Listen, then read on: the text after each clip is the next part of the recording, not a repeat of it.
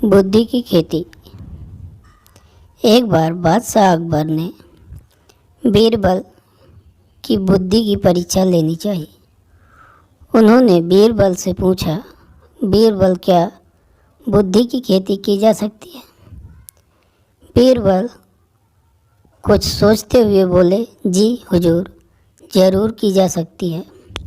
यह सुनकर अकबर बोले, तो ठीक है, तुम बुद्धि की खेती करो और उसका पहला फल हमें उपहार में दो।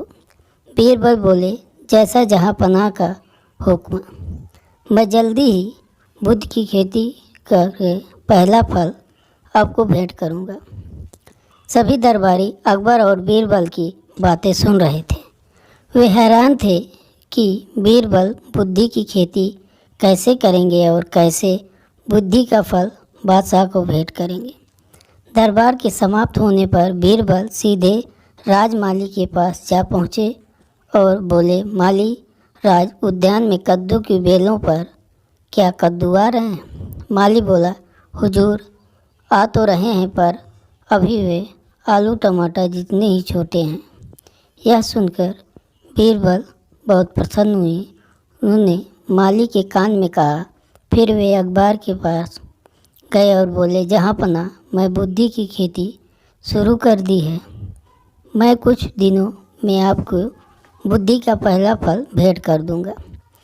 फिर कुछ दिनों के बाद बीरबल राज उद्यान में फिर गए।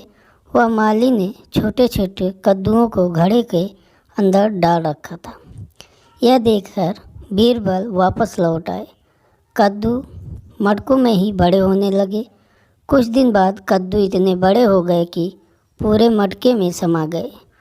अब उन्हें मटकों को तोड़ बिना नहीं निकाला जा सकता। यह देखकर बीरबल ने सारे कद्दू मटकों सहित हटवा दिए और अकबर के पास संदेश भिजवाया कि कल सुबह मैं बुद्धि का पहला फल लेकर दरबार में आ रहा हूँ। अगले दिन दरबार में सब बेसब्री से बीरबल का इंतज़ार करने लगे। तभी बीरबल 2 मटके लिए दरबार में उपस्थित हुए और अकबर से बोले, जहाँ पनाह, मैं बुद्धि के फल लाया हूँ, किंतु ये फल बड़े नाजुक हैं। याद रहे, इन मटकों में से फल निकालते समय न तो बुद्धि का फल फटे और न ही मटके फूटे। यह सुनकर बादशाह हैरान रह गए। उन्होंने मटकों में झांक कर देखा तो ये बहुत हंसे। ये बीरबल की बुद्धिमानी से बहुत प्रसन्न हुए।